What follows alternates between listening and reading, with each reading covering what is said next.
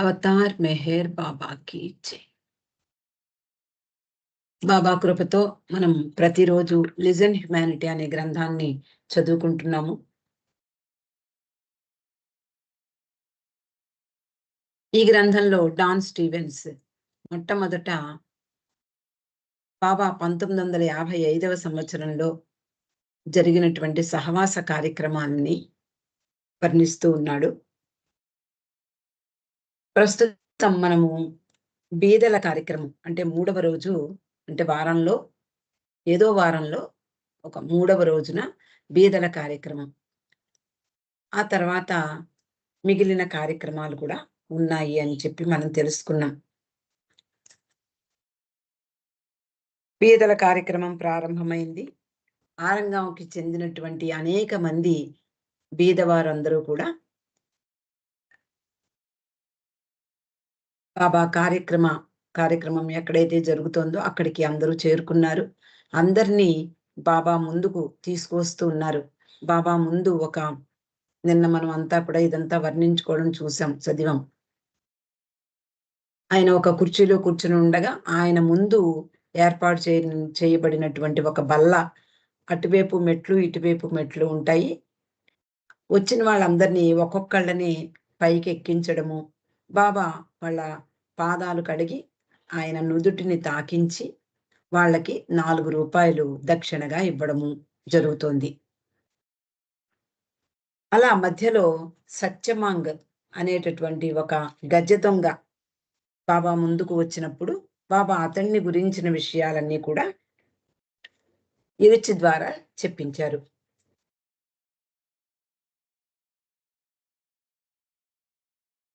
ఆ తర్వాత ఎండ పడడంతో ఈ కార్యక్రమాన్ని ఒక టెంట్లోకి మార్చడం జరిగింది.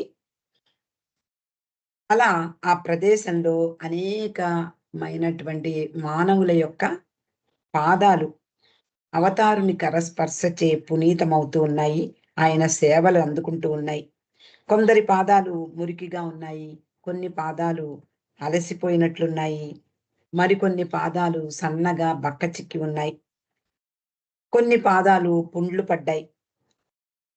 ఇలా అనేక రకాలైనటువంటి ఆ బీదవారందరూ కూడా బాబా ముందుకు వస్తూ ఉన్నారు. బాబా సేవలు అందుకుంటూ ఉన్నారు. అక్కడ అంతా కూడా నిశ్శబ్దం. ప్రతి ఒక్కరూ ఈ కార్యక్రమం మీదే దృష్టి పెట్టి ఉన్నారు. ముఖ్యంగా మండలి వారందరూ కూడా బాబా ఏ విధంగా ఆయనకు అనుకూలంగా ఉండేలాగా అన్నీ సమకూరుస్తున్నారు. అంతటా నిశ్శబ్దం. అక్కడ వినపడే సౌండ్ ఏమిటి అంటే రేకు గిన్నె. బాబా ఆ గిన్నెలో నుండి నీళ్లు తీసి వాళ్ళ పాదాల మీద పొయ్యడము, తిరిగి ఆ నీటిని మళ్ళీ నీటితో ఆ గిన్నెను నింపడము, ఈ చప్పుడు మాత్రమే వినిపిస్తోందట. అలాగే బాబా ఆయనతో పాటు మండలి వారు ఆ కార్యక్రమం పూర్తయ్యే వరకు చాలా శ్రద్ధగా, ఏకాగ్రతతో, చాలా సంయమనంతో వ్యవహరించారట. ఈ కార్యక్రమం పూర్తిగా వస్తోంది. మనమంతా మొన్న చదువుకున్నాం, 250 మంది బీదవారిని రప్పించారు. అలా ఈ కార్యక్రమం పూర్తిగా వస్తుండగా బాబా తర్వాతి కార్యక్రమం గురించి తొందరపడుతున్నారు. బాబా ఎప్పుడు కూడా ఒక్క క్షణం కూడా వేస్ట్ చేసేవారు కాదు. అలా ఇరుచ్కి సైగలు చేస్తూ ఉన్నారు. డాన్ సినిమా అంటే వీడియో తీస్తా అన్నాడు కదా, దానికోసం అన్ని సిద్ధం చేసుకున్నాడా, ఎక్కడ తీయాలనుకుంటున్నాడు, దానికి ఎంత సమయం పడుతుంది అని సంజ్ఞలు చేస్తూ ఉన్నారు. బాబా అడిగిన ప్రశ్నలను ఇరుచి బయటకు చెప్తూ ఉన్నాడు. ప్రేమికులందరూ, సహవాసీయులందరూ కూడా ఈ విషయాల్నే పక్కవారిని అడగడం ప్రారంభించారు.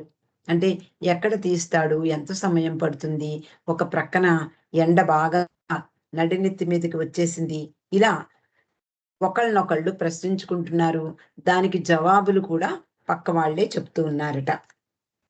అక్కడ ప్రతి ఒక్కళ్ళు కూడా ఆదేశించేవారే. ఇలా అయితే బాగుంటుంది, అలా చేస్తే బాగుంటుంది, అందరూ సజెషన్స్ ఇస్తూ ఉన్నారు. వారిలో అంతులేని ఉత్సాహం, సాటిలేని ఉద్వేగం. దానితో అక్కడ వాతావరణం అంతా కూడా హడావిడిగా మారిపోయింది.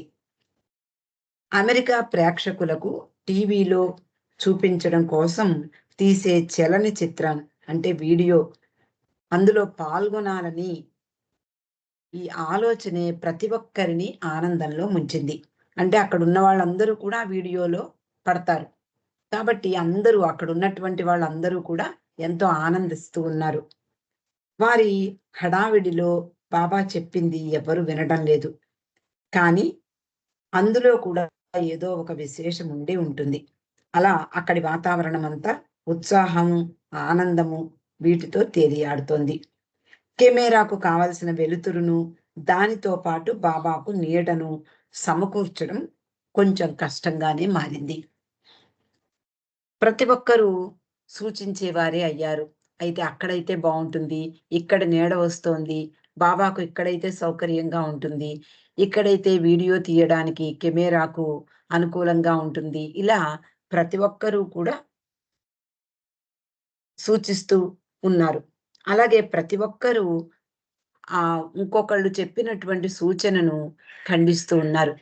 ఏమిటి ఇలా బాగోలేదు, అలా కాదు, ఇలా ఉంటే బావుంటుంది. ఇలా ఎవరికి వాళ్ళు నిర్ణయాలు తీసుకుంటూ ఉన్నారు. ప్రభువు సన్నిధిలో 3 రోజులు గడిపిన 250 మంది ప్రేమికుల ఉత్సాహం అదంతా కూడా. 3 రోజులయిపోయింది బాబా దగ్గరికొచ్చి. మొట్టమొదట ఆయనకు దండలు వేయడము, ఆయన చెప్పినటువంటి ప్రేమ, విధేయత మొదలైనటువంటి విషయాలు వినడము, తర్వాత కొంచెం ఒద్దికగా కూర్చోవడము, ఇవన్నీ కూడా జరిగాయి 2 రోజులు. 3 రోజులు గడిచిపోయాక వాళ్ళందరికీ బాబా అంటే చనువు ఏర్పడింది. కాబట్టి అందరూ కూడా ఉత్సాహంగా సజెషన్స్ ఇవ్వడం ప్రారంభించారు. వాళ్ళ యొక్క ఉత్సాహాన్ని దాన్ తట్టుకోలేకపోయాడు. తికమక పడుతున్నాడు. మరి అతడే గదా సినిమా తీయవలసింది. అలా కంగారుగా అతడు ఒక ప్రదేశాన్ని నిర్ణయించడము, అబ్బే! బాగోలేదు అని చెప్పి మరొక ప్రదేశాన్ని నిర్ణయించడము ఇలా జరుగుతోంది. అలా 1, 2 ప్రయత్నాలు విఫలమయ్యాయి. మూడవసారి అందరూ బాగుంది అనుకున్నారు. అలా చలనచిత్ర కార్యక్రమం అంటే వీడియో తీయడం ప్రారంభించాడు. కొన్ని నిమిషాలు గడిచాయి. అంతలో అంటే ఆ అక్షర పలకం అంతకు ముందు రోజు చదువుకున్నాం మనం. అక్షర పలకం వదిలి బాబా 1 సంవత్సరం దాటిపోయింది. కానీ ఇప్పుడు వీడియో తీస్తాను బాబా, అక్కడి అమెరికా ప్రజలకు టీవీలో ప్రదర్శిస్తాము. అప్పుడు నువ్వు ఏ విధంగా గాడ్ స్పీక్స్ మొదలైన గ్రంథాలు ఈ అక్షర పలకం ఉపయోగించి చెప్పడం జరిగిందో వాళ్ళందరికీ అర్థమవుతుంది. లేకపోతే వాళ్ళు ఊహించడానికి కూడా కష్టంగా ఉంది. అక్షర పలకం ఏమిటి? దాని మీద ఆయన సూచిస్తూ ఉండగా అంత పెద్ద ఆధ్యాత్మిక గ్రంథాలను ఎలా వెలువరించారు? ఇవన్నీ కూడా అందరికీ అనుమానాస్పదంగానే ఉన్నాయి. అందరికీ సందేహాలే. కాబట్టి ఇలా వీడియో చూపించినట్లయితే అందరికీ అంటే బాబా ప్రేమికులకు ఒక అవగాహన కలుగుతుంది అనే ఉద్దేశంతో డాన్ బాబాని అనుమతి కోరాడు. బాబా కూడా అనుమతిచ్చారు. కానీ అక్షర పలకం ఉపయోగించడం మానివేసిన కారణంగా బాబా ఈరోజు అంటే వీడియో కోసం అక్షర పలకాన్ని పట్టుకుని దాని మీద ఏం సూచిస్తారట? నేను అక్షర పలకాన్ని వాడడం మానివేశాను. ఇది అందరి కోసము ఇప్పుడు ఈ వీడియో కోసం మాత్రమే దీన్ని ధరించాను అని చెప్తాను అని చెప్పారు బాబా. ఈ విషయాలు మొన్న చదువుకున్నాం మనం. అందువలన ఆయన అక్షర పలకం మీద సూచిస్తున్నటువంటి ఆ వీడియో తీయడం జరిగింది. అంతలో బాబా పని పూర్తి అయ్యింది అంటూ సూచిస్తూ 2 చేతులు పైకెత్తి సంజ్ఞలు చేస్తూ ఉన్నారు. ఇరిచి ముఖంలో సరదా, చిరాకు వాటితో కలగలిసిన చిరునవ్వు మెరిసింది. నెమ్మదిగా బాబా ఉద్దేశాన్ని, అంటే బాబా చేసినటువంటి సైగలను బయటకు చెప్పాడు. ఆయన ఏమంటున్నారు అంటే, డాన్ 10 నిమిషాలలో పని పూర్తవుతుంది అని చెబితే 30 నిమిషాలు పడుతుంది అని బాబాకు తెలుసు అని చెప్పమన్నారు.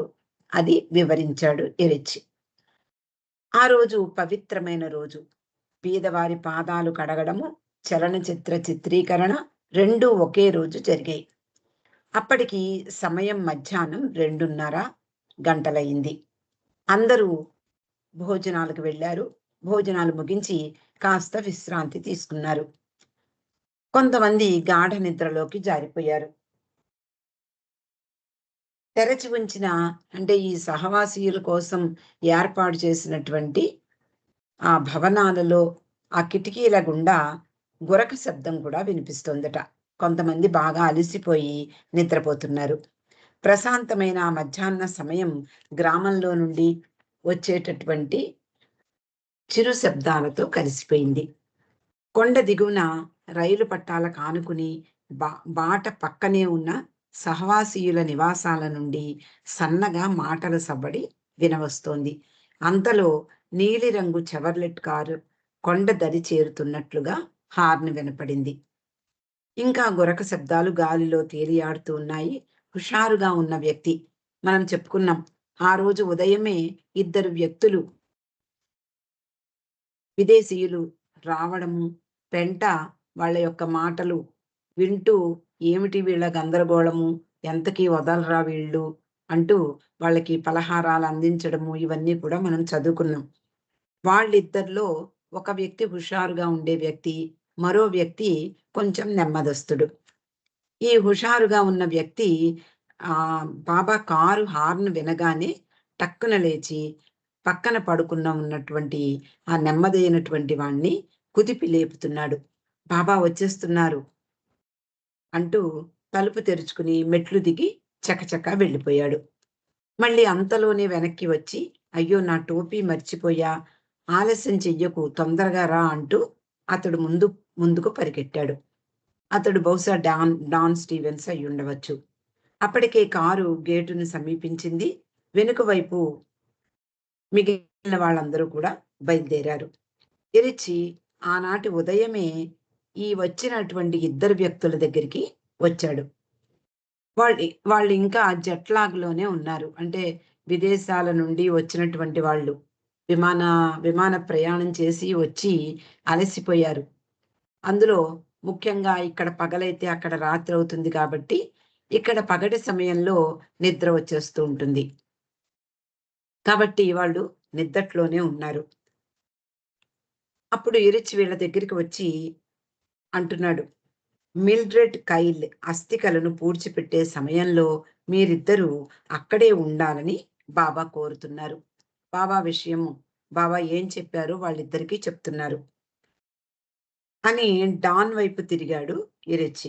డాన్, నువ్వు మిల్డ్రెడ్ కైల్ని కలిసావు కదా, నువ్వు తిరిగి అమెరికా వెళ్ళిన తర్వాత ఆమె అస్థికలను ఇక్కడ బాబా సమాధికి కొంచెం దూరంలో పాతిపెట్టడం అనే విషయాన్ని వాళ్లకు వివరించి చెప్పాల్సి ఉంటుంది అని చెప్పాడు.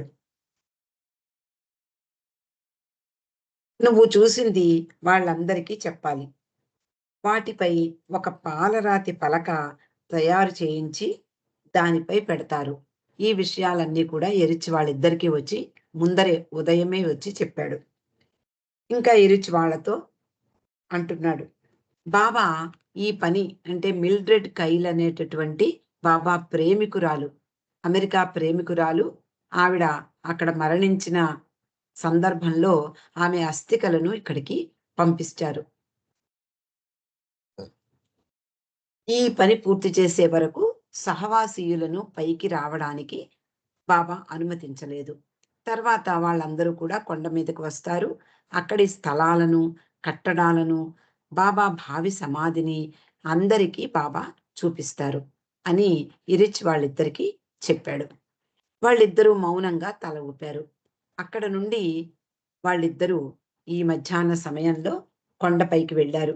వాళ్ళిద్దరిని అనుమతించారు బాబా మండలి వారు. వాళ్ళు ఇదే మొట్టమొదటిసారి మెహరాబాద్‌కి రావడం.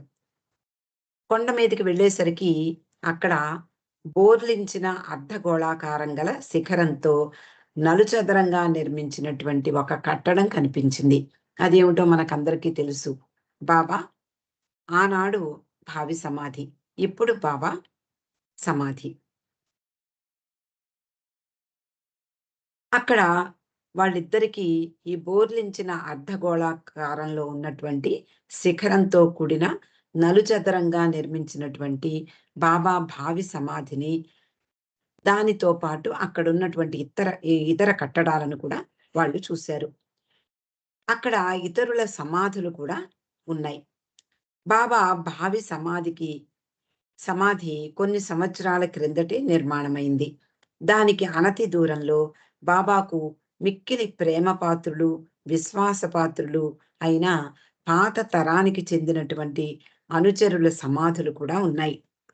ఇప్పుడు మనకి కనిపిస్తాయి. బాబా తల్లిదండ్రులు, అలాగే నానో గేలి వీళ్ళ సమాధులు ఈ పక్కనే ఈ కొత్తగా ఈ సమాధిని ఆ రోజు నిర్మిస్తూ ఉన్నారు. అంతేకాక వారి హృదయాలను ఆకట్టుకున్న కొన్ని కుక్కల సమాధులు కూడా వాళ్ళు చూశారు. అక్కడ ఉన్న చిన్న సమాధుల పక్కగా వరసలో ఒక గొయ్య తవ్వబడి ఉంది. అందులో నుండి ఒక రాతి పలకను మండలి సభ్యుడు పైకి తీశాడు. బాబా ఒక చిన్న సంచిని మెల్లగా అందులో ఉంచారు. బాబాకు ఎండ తగలకుండా ఒక వ్యక్తి గొడుగు పట్టాడు. ఆ సమయంలో ఆ పవిత్ర స్త్రీమూర్తి అంటే ఎవరైతే ఎవరి అస్థికలనైతే బాబా ఆ గోతిలో ఉంచారో ఆవిడ గురించి చెప్తున్నాడు డాన్. ఆ పవిత్ర స్త్రీమూర్తి గురించిన జ్ఞాపకాలు ఆయన మదిలో మెదలసాగాయి. ఆ ప్రభువు ఆమె గురించి ఏమి ఆలోచిస్తున్నారో మరి మనకెవ్వరికీ తెలియదు. బహుశా ఆమె జీవించి ఉన్నప్పటికంటే ఈ క్షణంలో ప్రభువు సన్నిధిలో ఉందావిడ. ఈ రూపంలో అంటే అస్థికల రూపంలో మరింత సుఖము అనుభవిస్తూ ఉండవచ్చు. ఆమె జీవితం ఎలా ఉండేదో ఊహించలేం. మానవునిలోని వేరు భావమనే అభేద్యమైనటువంటి గోడలను బద్దలు చెయ్యాలని ఆమె పరితపించి ఉండవచ్చు. అంటే ఈ ద్వంద్వ ప్రపంచం నుండి అతీతంగా వెళ్ళిపోవాలి, బాబా సన్నిధిలో సేదదీరాలి అని ఆమె పరితపించి ఉండవచ్చు అని చెప్తున్నాడు. బహుశా ఆమె సాధించి ఉండవచ్చు కూడా. ఆమె అస్థికలను వాటి చుట్టూ ఉన్న మట్టి, రాళ్ళు సంరక్షిస్తూ ఉన్నాయి. అంటే బాబా ఆ గోతిలో పెట్టేశారు. అంతకంటే ఎక్కువగా సర్వసాక్షి అయిన బాబా హృదయంలో ఆమె ఇప్పుడు సురక్షితంగా ఉండి ఉండవచ్చు అని వర్ణిస్తున్నాడు డాన్ స్టీవెన్స్. బాబా వేలితో చిటిక వేశారు. నిశ్శబ్దంగా నిలబడి ఉన్నారు. ఆ చిన్న గొయ్యపై రాతి పలక తిరిగి ఉంచబడింది.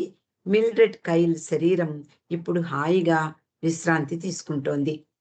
ఈ కార్యక్రమం పూర్తయిన తర్వాత సహవాసీయులందరూ కూడా కొండ మీదకు వచ్చారు.